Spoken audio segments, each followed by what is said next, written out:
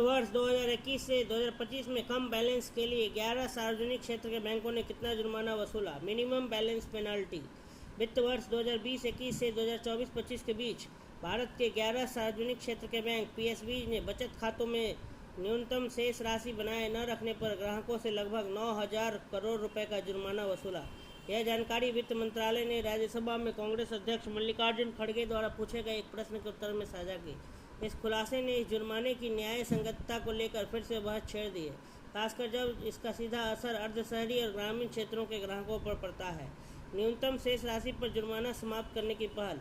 जिन प्रमुख बैंकों ने शुल्क हटाए। भारतीय स्टेट बैंक ने मार्च 2020 में ही औसत मासिक न्यूनतम राशि पर जुर्माना लगाना बंद कर दिया था। इसके बाद Canara bank, bank of Baroda, Punjab national bank, Indian bank, bank of India, central bank of India और यूनियन बैंक ऑफ इंडिया ने भी फाइनेंशियल ईयर 26 की दूसरी तिमाही से यह शुल्क समाप्त कर दिया। हालांकि निजी क्षेत्र के बैंक जो सार्वजनिक बैंकों की तुलना में अधिक शुल्क वसूलते हैं, अब तक इस जुर्माने को माफ़ नहीं कर पाए हैं। जुर्माने का पीछे कतर। कुछ बैंक मासिक औसत राशि बनाए न रखने पर शुल्क लगाते थे, जबकि अन्य तिमाही आधार पर दंड वसूलते थे। हालांकि कुछ खातों को न्यूनतम शेष राशि में छूट दी गई थी। प्रधानमंत्री जनधन योजना खाते, basic saving deposit bank account, वेतन खाते, अन्य विशेष श्रेणियों के खाते। राज्यसभा में उत्तर देते हुए वित्त राज्य मंत्री पंकज चौधरी ने बताया कि वित्तीय सेवा विभाग डीएफएस ने बैंकों को जुर्माने के शुल्क को युक्ति संगत बनाने की सलाह दी है। खासकर अर्ध शहरी और ग्रामीण ग्राहकों को राहत देने पर जोर दिया गया है। 11 में से 7 सार्वजनिक बैंक ने इस सलाह को लागू कर दिया है, जबकि शेष 4 जल्द ही इसका पालन करेंगे।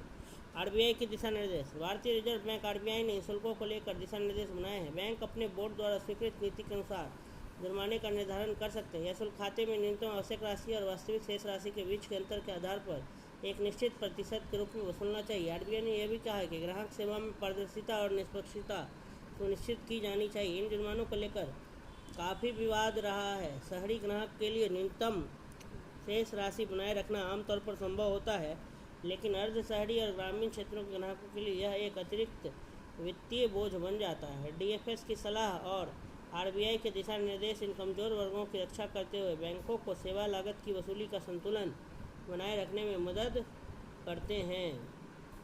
तो वित्त वर्ष 21 से 2025 में कम बैलेंस के लिए 11 सार्वजनिक क्षेत्र के बैंकों ने जुर्माना वसूला था। Minimum balance penalty. मल्लिकार्जुन खड़गे जो कांग्रेस के अध्यक्ष हैं, राज्यसभा में उन्होंने सवाल उठाया था, उन्हीं के उत्तर में वित्त मंत्रालय ने जवाब दिया कि 9,000 करोड़ रुपए अब तक कुल वसूले गए हैं मिनिमम बैलेंस पेनाल्टी के तौर पर, न्यूनतम शेष राशि, और इसको ख़त्म